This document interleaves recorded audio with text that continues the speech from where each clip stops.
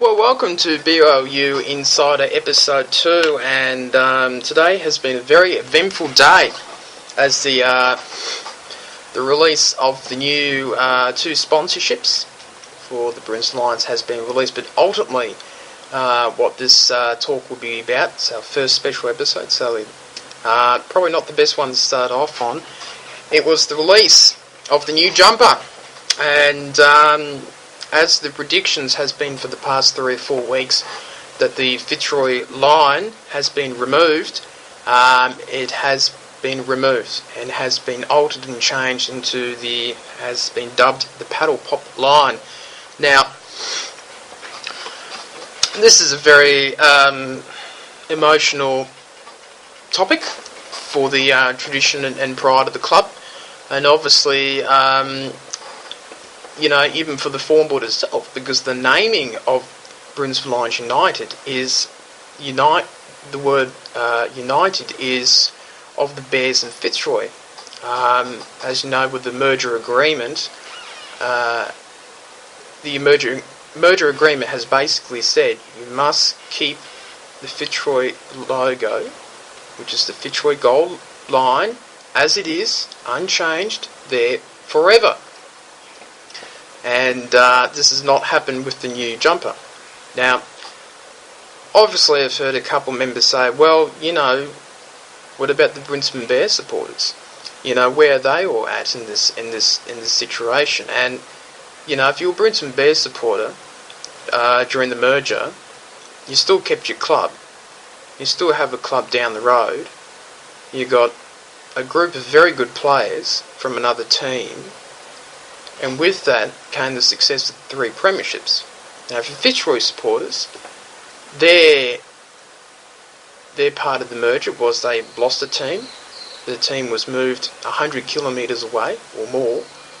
And the things that they got was a song, a logo, and 6 games in Melbourne at the MCG. And even sometimes that's actually failed because one of our games is played at Skilled Stadium, which is where the Geelong Cats hosted. And in those terms, Fitzroy did not get much at all from that. The club has kept the Fitzroy tradition going up until today, and obviously what has happened now with the change of the jumper itself looks bloody terrible, and the issue is the merger agreement and the history of the Fitzroy club, keeping that alive. And this is the big problem, is that it hasn't. The jumper itself doesn't resemble much of the Fitzroy line, and this is what it looks like. This is what it looks like. See this? Now, if you look at the new jumper, which is on the Lions website, and you look at this, that's changed, hasn't it? Has it? You sure about that? Because there's a clear difference between this and what you see on the jumper for next year. That's a clear difference. And basically, the club has ditched it. That's what they've done. And to me, I think the jumper was recently altered due to the complaints. Because I personally think that the logo, part of the line, was going to be stuck on the jumper. And then when they got the complaints about it, they thought about merging the line, symbol over the Sharon. And they merged it together, and then they've released it onto the jumper, which looks actually even worse, and even sort of, rubbing salt into the wound of the Fitzroy supporters, which is just shocking. And what needs to be done now is obviously the complaints has not worked. As I'm looking on the website now, they've basically said on the Save Our Jumper website that 88% of them were not current members, apparently. Now this is the funny thing about it. If you're a business and you saw a poll saying that 88% of new potential members, utterly hate the jumper change, and you are trying to get more members for your football club, would it be in the best interest to keep the jumper as it is and build on the tradition and heritage of Fitzroy and the Bears merged as the one club? Now, if I was a business person, I would not be pissing off my new potential customers, would I now? It's sort of, putting a big sign up outside your store saying, come on in, you dickheads. That's not really going to do quite well. And, if you look at the polls, you look at people's opinions and that on the internet, and virtually everyone's against it, probably except maybe the crazy 3% out there. And what was the other thing? I'm just looking on the website now, and they said, oh, well, for every one complaint, there's 10 people who probably don't mind it.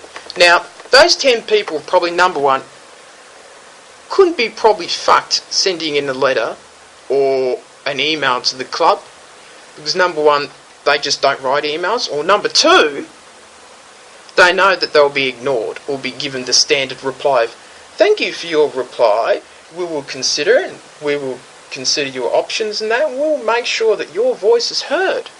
Now, that's just a normal business spiel that's saying that, well, we're not really going to take the comments and opinions of thousands of people.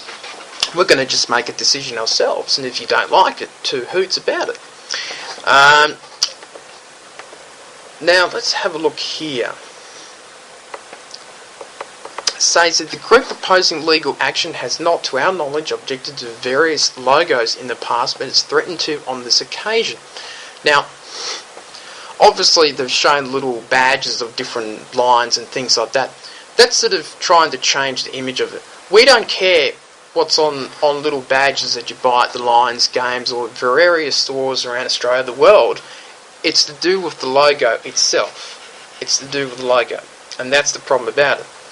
Obviously the reasonings to change the jumper is because they've listed all these statistics that we are 16th or last on the AFL club membership tally, despite our recent steady growth.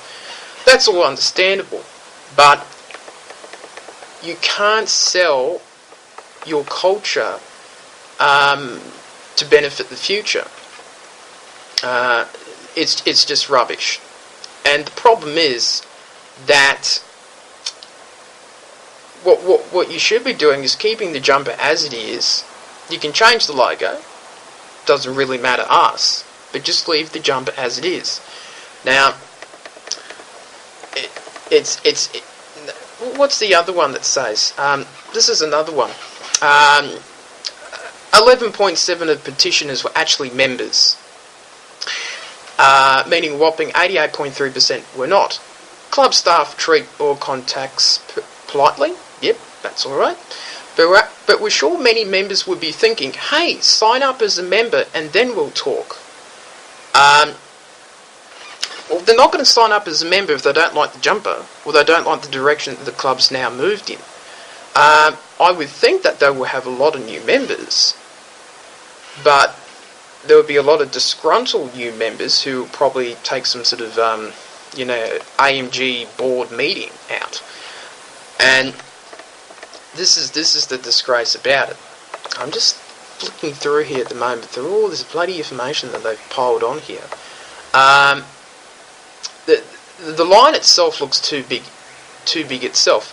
And not only that they've taken the Fitzroy gold line off it, they've actually changed the Fitzroy away jumper that they wear in Melbourne with the logo that they have worn from the start of the club's history, which is 1897 to 1977. So they've actually, they've removed all 113 years of the history.